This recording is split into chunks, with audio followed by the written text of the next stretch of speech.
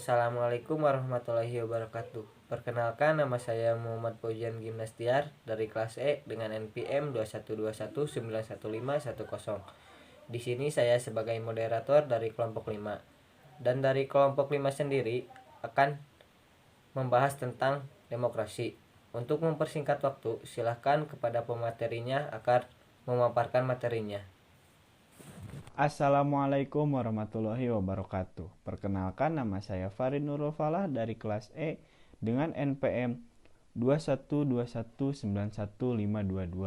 Di sini saya akan memaparkan materi dengan judul demokrasi. A. Hakikat demokrasi. Demokrasi merupakan istilah yang tidak asing dalam kehidupan berbangsa dan bernegara. Semua orang juga mengetahui dan pernah mendengar kata demokrasi. Dalam bab ini akan dibahas lebih lanjut tentang demokrasi sebagai berikut. Yang pertama ada pengertian demokrasi. Kata demokrasi dilihat dari segi kebahasaan atau etimologis berasal dari bahasa Yunani, yaitu berasal dari kata demos yang berarti rakyat atau penduduk dan kratos yang berarti sebagai kekuasaan atau kedaulatan.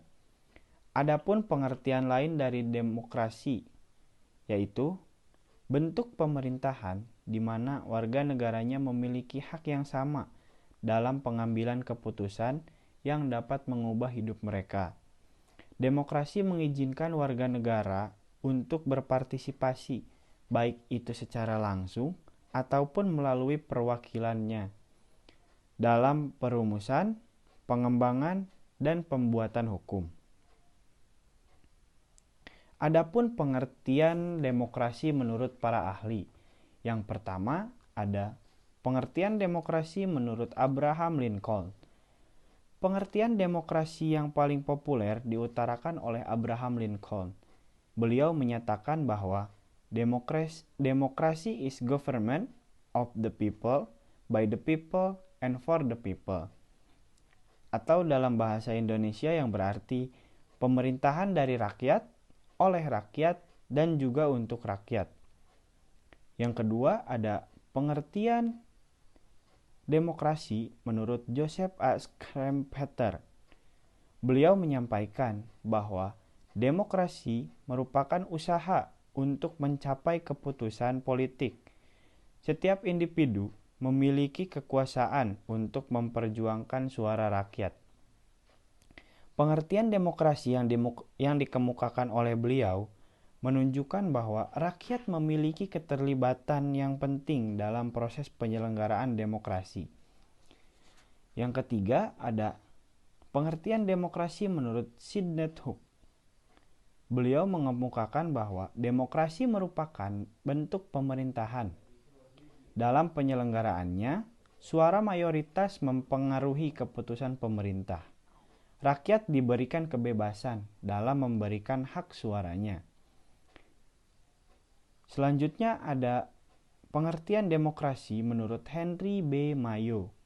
Berbeda dengan Sidney Hook, Henry B. Mayo menyampaikan bahwa demokrasi sebagai suatu sistem politik. Sebagai sistem politik, demokrasi dipengaruhi oleh suara mayoritas dari wakil-wakil rakyat. Rakyat mengawasi kinerja wakil-wakilnya. Rakyat memilih wakil-wakil rakyat melalui pemilihan umum yang dilakukan secara berkala didasarkan atas prinsip kesamaan dan kebebasan berpolitik. Yang terakhir ada menurut Afan Gafar. Afan Gafar memberikan pemahaman demokrasi dilihat secara normatif dan empiris. Demokrasi normatif merupakan konsep demokrasi yang secara ideal hendak diwujudkan dalam negara. Demokrasi empiris merupakan demokrasi dalam perwujudan politik praktis. Berdasarkan pengertian demokrasi yang sudah dipaparkan di atas, dapat diambil kesimpulan bahwa demokrasi merupakan sistem yang mengakui di mana kedaulatan tertinggi dalam sebuah negara berada di tangan rakyat. Kekuasaan itu pada dasarnya berasal dari rakyat, dan rakyat pula yang menjadi penentu arah kebijakan dalam proses penyelenggaraan kehidupan bernegara yang bertujuan sebesar-besarnya untuk kepentingan rakyat. Selanjutnya, yang kedua ada konsep demokrasi.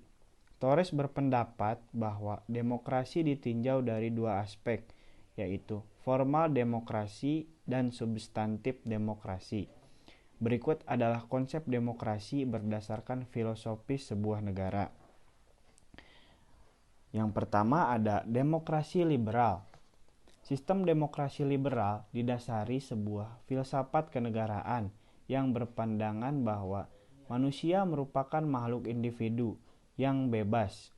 Oleh karena itu, dalam sistem demokrasi liberal, kebebasan individu dijadikan sebagai basic konsep dalam pelaksanaan demokrasi. Yang kedua ada demokrasi komunis. Prinsip demokrasi ini adalah prinsip yang berdasar dari nilai-nilai komunal, dan seyogianya pada sistem demokrasi ini segala sesuatu aspek kehidupan berada dalam monopoli negara. Yang ketiga ada demokrasi Pancasila. Filosofis dan core values konsep demokrasi yang dikembangkan secara kontekstual berdasarkan filosofis negara. Identitas nasional Indonesia atau national identity. Perspektif sejarah bangsa atau historical experience, serta elemen-elemen budaya bangsa atau elemen of civic culture. Demokrasi Pancasila memberikan kebebasan kepada warga negara untuk melaksanakan hak dan kewajibannya. Akan tetapi, kebebasan yang dimiliki warga negara harus dilakukan secara bertanggung jawab sesuai Pancasila dan Undang-Undang Dasar Negara Republik Indonesia tahun 1945, serta nilai dan norma yang berlaku dalam kehidupan bernegara dan bermasyarakat. Pada dasarnya, demokrasi merupakan paham yang diidentikan dengan sebuah konsep tentang kedaulatan rakyat. Pada sistem ini, rakyat merupakan sumber mutlak dalam aspek bernegara. Demokrasi bertujuan agar rakyat seluas-luasnya dapat berperan dalam kehidupan bernegara. Adapun nilai-nilai yang harus dipenuhi dalam kehidupan yang demokratis sebagai berikut. Yang pertama ada penyelesaian konflik dengan baik. Maksudnya, ketika ada suatu masalah, selesaikan masalah itu dengan musyawarah agar tidak terjadinya sebuah konflik. Yang kedua, menjunjung tinggi nilai-nilai pluralisme. Yang ketiga, ada menghargai keanekaragaman. Sebagaimana yang kita ketahui bahwa bangsa Indonesia itu memiliki banyak sekali pulau, bahasa, agama, ras, dan yang lainnya. Oleh karena itu, kita harus bisa menghargai keanekaragaman itu.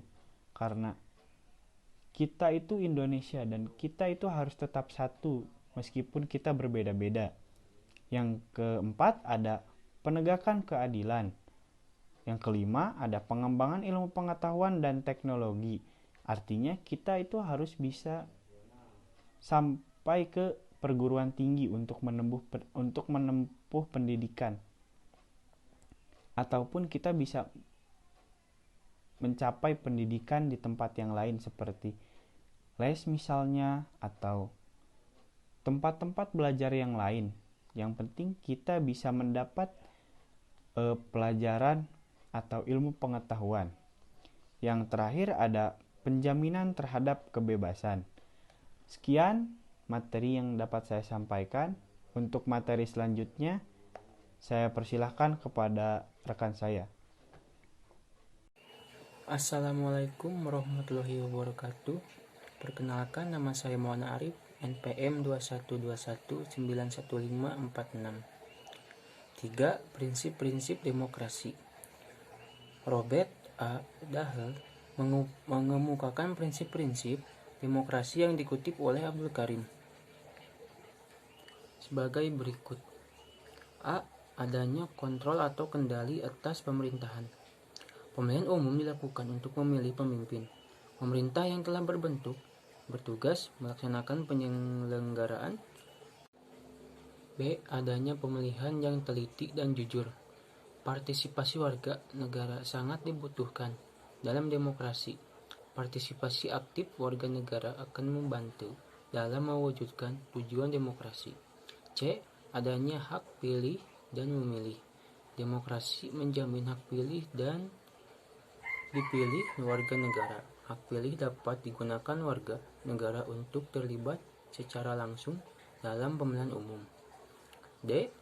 Adanya kebebasan menyatakan pendapat tanpa ancaman. Negara demokrasi adalah warga negara yang memberikan kebebasan kepada warga negaranya untuk menyalurkan pendapat secara aman. E. Adanya kebebasan mengakses informasi. Setiap warga negara membutuhkan informasi yang akurat. Informasi yang diterima harus dapat diakses dengan mudah dan memiliki keakuratan yang baik. F. Adanya kebebasan berserikat yang terbuka. Kebebasan berserikat harus dijamin dalam negara demokrasi. Setiap warga negara memiliki hak berserikat dan menyampaikan aspirasi dan ide-ide untuk pembangunan melalui perserikatan. Untuk mendukung semua konsep demokrasi di atas perlu didukung dengan adanya sebuah lembaga negara sebagai berikut. A. Pemerintahan yang bertanggung jawab. B. Dewan Legislatif yang mewakili golongan serta kepentingan rakyat. C. Organisasi-organisasi politik yang memiliki prinsip yang kuat. D. Pers yang bebas sebagai sarana menyampaikan informasi. E. Sistem hukum yang dapat memberikan rasa keadilan. Menurut pendapat dari Jamroni, masyarakat yang demokratis akan tumbuh kukuh dalam masyarakat yang memiliki kultur dan nilai demokrasi seperti A. Toleransi. B. Menjunjung tinggi perbedaan pendapat. C. Memahami hidup dalam masyarakat yang beragam. D. Terbuka dalam komunikasi. E. Menjunjung tinggi nilai-nilai dan martabat manusia. F. Mampu mengekang diri. G. Saling menghargai.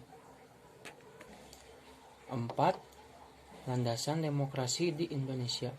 Negara Indonesia adalah sebuah negara yang dalam berbagai aspek kehidupannya berdasarkan sistem hukum atau restat dan dapat memaknai bahwa antara pemerintah dan lembaga-lembaga negara dalam pelaksanaan tugasnya harus didasari oleh sumber hukum yang berlaku. A. Faktor pendorong tumbuhnya nilai-nilai demokrasi. Menurut Cholisin, faktor pendorong tumbuhnya nilai-nilai demokrasi adalah sebagai berikut. 1. Pendidikan kewarganegaraan sebagai komponen untuk membentuk sikap demokratis di kalangan warga negara sebagai basis sumber daya politik. 2. Organisasi masyarakat dan partai menyosialisasikan demokrasi dalam masyarakat serta melakukan pengawasan terhadap demokrasi. 3. Pemilihan umum dilakukan secara langsung, umum, bebas, rahasia, jujur, dan adil. Hasil dari pelaksanaan pemilihan umum ditunjukkan untuk rakyat. 4. Perwakilan politik atau DPR, MPR secara tidak langsung merupakan ujung tombak yang dilakukan oleh rakyat guna mengaspirasikan pendapat mereka. 5. Pemerintah yang bertanggung jawab. 6. Sistem peradilan independen dan merdeka. 7. Pers dan media massa yang independen. B. Landasan yuridis demokrasi di Indonesia. Untuk tegaknya nilai-nilai demokrasi dibutuhkan sebuah landasan yuridis yang jelas bagi tegaknya budaya demokrasi. 1. Proklamasi 17 Agustus 1945. Proklamasi dijadikan sumber yuridis hukum karena proklamasi merupakan sebuah dasar lahirnya negara Indonesia. 2. Dekret Presiden 5 Juli 1959 terhambatnya negara Indonesia. 2. Dekret Presiden 5 Juli 1959 terhambatnya penyusunan Undang-Undang Dasar yang baru dianggap menjadi sebuah ancaman terhadap kondisi ketatanegaraan Indonesia. 3. Supersemar Surat Perintah 11 Maret 1966. Supersemar sebagai sebuah kebijakan yang dianggap sebagai babak baru sistem pemerintahan di Indonesia, mampu mengembalikan supremasi Pancasila UUD 1945. 4. Pembukaan UUD 1945.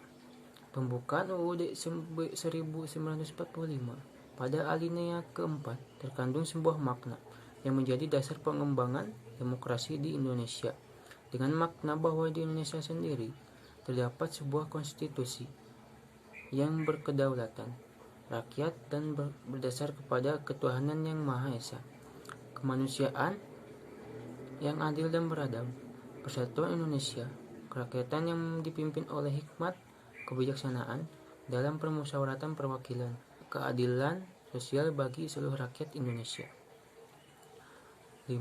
Pasal 1 ayat 2 UUD 1945. Landasan yuridis atau hukum mengenai demokrasi tercantum dalam pasal 1 ayat 2 UUD 1945 yang berisi kedaulatan berada di tangan rakyat dan dilaksanakan menurut Undang-Undang Dasar. Dengan ini sudah bisa dibuktikan bahwa negara Indonesia dalam menjalankan roda kehidupan berbangsa dan bernegara menggunakan prinsip demokrasi. 6. Pasal 28 UUD 1945. Pasal 28 dalam UUD 1945 menyebutkan bahwa rakyat atau warga negara Indonesia bebas untuk berkumpul, mengeluarkan pendapat baik tulisan, lisan ataupun bentuk-bentuk lainnya. 7. Pasal 28E UUD 1945 ayat 3. Pasal 28E UUD 1945 ayat 3 yang berbunyi, setiap orang berhak atas kebebasan berserikat, berkumpul, dan mengeluarkan pendapat. Dalam pasal ini, perjaminan terhadap kebebasan rakyat dalam penyampaian pendapat dan aspirasinya. Materi selanjutnya akan dibacakan oleh teman saya. Assalamualaikum warahmatullahi wabarakatuh. Nama saya Muhammad Zaki Fauzi, NPM 2121911531. 5. Periodisasi demokrasi di Indonesia. Perjalanan demokrasi di Indonesia begitu dinamis. Dinamisasi perjalanan demokrasi di Indonesia dipengaruhi oleh penguasa. Dinamisasi yang terjadi dapat dijadikan sebagai langkah dalam mewujudkan demokrasi Pancasila yang ideal. Ada 4 periodisasi demokrasi di Indonesia. Yang pertama, demokrasi di Indonesia periode 1945 sampai 1959. Pada periode ini, Indonesia menggunakan prinsip demokrasi parlementer. Sistem parlementer yang didasari oleh Undang-Undang Dasar 1945 dan 1950 dinyatakan tidak cocok diterapkan di negara Indonesia. Dikarenakan lemahnya benih-benih demokrasi, sistem parlementer memberi peluang untuk dominasi partai-partai politik dan Dewan Perwakilan Rakyat. Ditulis dalam artikel MAN tahun 1999 halaman 134. Lalu yang kedua, demokrasi di Indonesia periode 1959 sampai 1965. Dekret Presiden 5 Juli 1959 dianggap salah satu solusi dalam sebuah kebuntuan politik dengan pembentukan pemerintahan yang kuat dan benar. Pada periode ini, pemerintahan menganut sistem demokrasi terpimpin. Demokrasi terpimpin memiliki konsep di mana segala aspek kehidupan bernegara berada dalam kendali presiden. 3. Demokrasi di Indonesia periode 1965 sampai 1998. Pada mulanya, Pergantian rejim pemerintah diharapkan mampu untuk mengembalikan dan meluruskan penyelewengan terhadap Undang-Undang Dasar 1945 yang terjadi pada era demokrasi terpimpin. Konsep demokrasi terpimpin kemudian digantikan oleh demokrasi Pancasila. Akan tetapi, demokrasi Pancasila yang digalakkan oleh rejim pemerintah pada saat itu dianggap sebagai retorika politik semata. Dalam tataran proses kehidupan berbangsa dan bernegara, pemerintah dianggap tidak sejalan dengan prinsip-prinsip demokrasi Pancasila. Ketidakdemokratisan pemerintahan Orde Baru ditandai oleh dominannya peranan militer, campur tangan pemerintahan dalam berbagai urusan partai politik dan publik, politik masa mengambang, dan masih banyak lagi. Dituliskan dalam buku Ubaidillah dan Abdul Rojak tahun 2002 halaman 76. Lalu yang terakhir, periode reformasi. Masa reformasi diinisiasi oleh gerakan reformasi rakyat yang menuntut pelaksanaan prinsip-prinsip demokrasi dan hak asasi manusia secara konsisten. Salah satu tuntutan reformasi yaitu pergantian presiden atau pimpinan tertinggi negara Indonesia dari tampuk kekuasaan. Lalu kita masuk ke B, demokrasi Pancasila. Demokrasi Pancasila merupakan demokrasi yang hanya dianut oleh negara Indonesia. Nilai-nilai yang terkandung dalam demokrasi Pancasila berasal dari kehidupan sosial budaya masyarakat Indonesia. Secara kontekstual, demokrasi Pancasila merupakan demokrasi berdasarkan kerakyatan yang dipimpin oleh hikmat kebijaksanaan, yang dijiwai oleh ketuhanan yang Maha Esa, kemanusiaan yang adil dan beradab, persatuan Indonesia, dan keadilan sosial bagi seluruh rakyat Indonesia. Berikut ini penjelasan lebih lanjut tentang demokrasi Pancasila. Selanjutnya akan disampaikan oleh rekan saya. Assalamualaikum warahmatullahi wabarakatuh. Perkenalkan, nama saya Doni Firmansyah, NPM 212191515 dari kelas E. Di sini saya akan mempresentasikan tentang demokrasi Pancasila. Yang pertama, konsep demokrasi Pancasila. Demokrasi Pancasila adalah sebuah sistem demokrasi yang didasari atas kebersamaan dalam perbedaan. Kolisin 2012 halaman 11 mengungkapkan bahwa demokrasi muncul karena muncul dorongan dari kemajemukan bangsa Indonesia. Kemajemukan yang mewarnai bangsa Indonesia yaitu sebagai berikut. Yang pertama, persamaan bagi seluruh rakyat Indonesia. Setiap warga negara memiliki persamaan derajat sebagai manusia seutuhnya dan bangsa Indonesia seluruhnya. Dengan demikian, konsep demokrasi Pancasila tidak hanya mencakup demokrasi dalam bidang politik, tetapi demokrasi dalam bidang hukum, sosial budaya, dan ekonomi. Dan yang kedua, tentang keseimbangan antara hak dan kewajiban. Setiap warga negara memiliki hak dan kewajiban yang seimbang. Keseimbangan ini sesuai dengan upaya melindungi harkat dan martabat manusia. Dengan diberikannya kesamaan hak dan kewajiban secara langsung memposisikan bahwa semua manusia memiliki kesejajaran dalam hidup berkemanusiaan. Dan yang ketiga, tentang pelaksanaan kebebasan yang bertanggung jawab secara moral kepada Tuhan Yang Maha Esa, diri sendiri dan orang lain. Demokrasi Pancasila memberikan kebebasan kepada setiap warga negara untuk melaksanakan kebebasannya. Akan tetapi perlu diingat bahwa kebebasan yang terdapat dalam konsep demokrasi Pancasila adalah kebebasan bertanggung jawab. Setiap warga negara bebas melakukan apapun, tetapi kebebasan tersebut harus mampu dipertanggungjawabkan secara moral kepada Tuhan Yang Maha Esa, diri sendiri dan orang lain. Dan yang keempat, tentang mewujudkan rasa keadilan sosial. Salah satu tujuan dari demokrasi ialah mewujudkan rasa keadilan sosial. Konsep tentang rasa keadilan sosial sesuai dengan nilai kelima Pancasila, yaitu keadilan sosial bagi seluruh rakyat Indonesia. Jadi setiap warga memiliki rasa keadilan yang harus dijunjung tinggi kepada masyarakat. Dan yang kelima, tentang pengambilan keputusan dengan musyawarah. Musyawarah merupakan salah satu bagian dari demokrasi Pancasila sebagai terdapat dalam sila keempat Pancasila, yaitu kerakyatan yang dipimpin oleh hikmat dan kebijaksanaan dalam permusyawaratan atau perwakilan. Dan yang keenam, mengutamakan persatuan nasional dan kekeluargaan. Sila ketiga Pancasila memberikan ilham dalam prinsip persatuan nasional. Sila ketiga Pancasila berisi persatuan Indonesia. Indonesia merupakan negara majemuk. Kemajemukan tersebut justru menjadi salah satu alasan bagi bangsa Indonesia untuk menjaga persatuan dan kesatuan bangsa Indonesia. Dan yang terakhir, tentang menjunjung tinggi tujuan dan cita-cita nasional.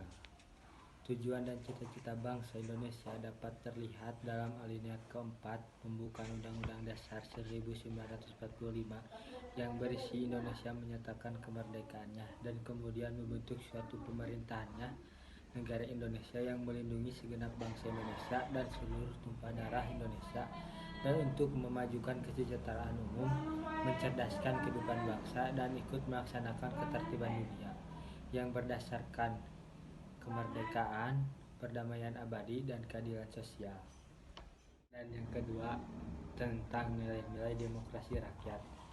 Nilai-nilai yang terkandung dalam budaya demokrasi rakyat sebagaimana yang disampaikan oleh Coalition sebagai berikut, yaitu yang pertama, egalitarian yang dibandingkan dengan feodal, yang kedua, pluralisme yang dibandingkan dengan homogen, yang ketiga, terbuka yang dibandingkan dengan tertutup, yang keempat, dialogis yang dibandingkan dengan dogmatis, yang kelima, persuasif yang dibandingkan dengan represif, yang keenam, distribusi kekuasaan yang dibandingkan dengan akumulasi kekuasaan, yang ketujuh, sensor kuratif yang dibandingkan dengan sensor preventif, dan yang terakhir, pemilihan yang dibandingkan dengan penunjukan.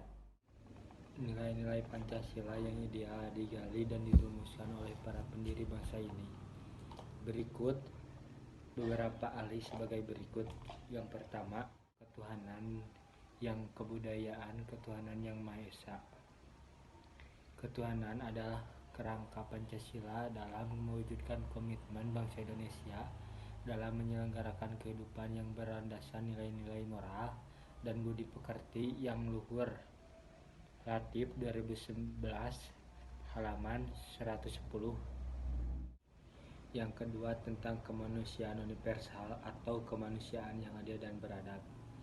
Sila perikemanusiaan yang adil dan beradab apabila digali merupakan visi bangsa Indonesia yang mengandung begitu banyak nilai manusiawi yang bisa dijadikan pegangan dalam mengantisipasi tantangan globalisasi. Latif 2011 halaman 244. Dan yang ketiga, tentang persatuan dalam kebinekaan atau persatuan Indonesia. Dalam sila ini termuat nilai-nilai sistem di negara Indonesia yang terbentuk republik dan dapat mewakili seluruh etnik, baik minoritas ataupun mayoritas. Dan yang keempat, demokrasi permusyawaratan atau kerakyatan yang dipimpin oleh hikmat kebijaksanaan dalam permusyawaratan perwakilan. Sila keempat merupakan sila dari Pancasila yang paling jelas dan sangat berdampak pada stabilitas demokrasi yang ada di Indonesia. Menurut pandangan Hatta, ada 3 dasar yang dapat mewarnai demokrasi, yaitu stimulus demokrasi desa, stimulus Islam dalam demokrasi, stimulus Barat atau demokrasi. Dan yang kelima, tentang keadilan sosial atau keadilan sosial bagi seluruh rakyat Indonesia. Syarbaini 2011 halaman 42 menyatakan bahwa keadilan sosial merupakan keadilan yang berlaku dalam segala bidang kehidupan, baik material maupun spiritual. Sementara itu, menurut Coalition 2013 halaman 120, nilai-nilai demokrasi Pancasila sebagai berikut. Yang pertama, religius, tidak sekuler apalagi ateis. Dan yang kedua, memiliki toleransi. Yang ketiga, adil dalam arti diskriminatif atau humanistis. Dan yang keempat, anti-imperialisme dan kolonialisme. Dan yang kelima, memiliki komitmen untuk mewujudkan kemakmuran bersama. Yang keenam, memiliki solidaritas dan kesetiakawanan yang tinggi bagi sesama anak bangsa. Dan yang ketujuh, menghargai pluralitas. Yang ke-8 menyelesaikan antara kepentingan pribadi dalam kepentingan umum. Dan yang ke-9 menolak liberalisme, kapitalisme, dan neoliberalisme. Dan yang ke-10 mengedepankan musyawarah untuk mufakat. Dan yang terakhir komitmen terhadap konstitusi.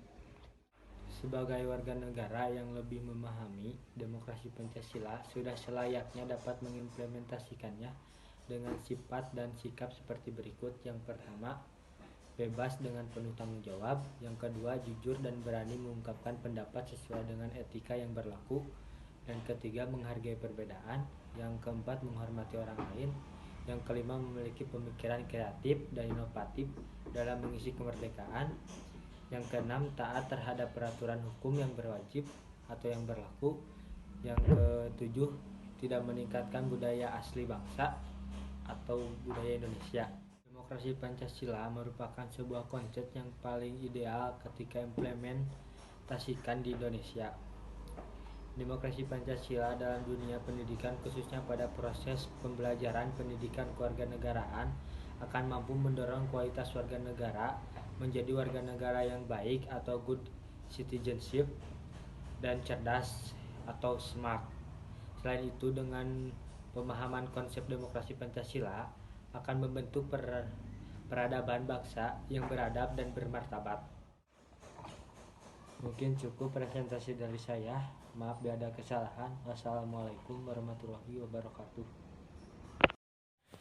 Baik, itulah presentasi dari kelompok 5. Mohon maaf bila ada salah mengucapkan kata ataupun kalimat, karena kami semua masih dalam tahap belajar. Akhirul kalam, billahi taufik wal hidayah. Wassalamualaikum warahmatullahi wabarakatuh.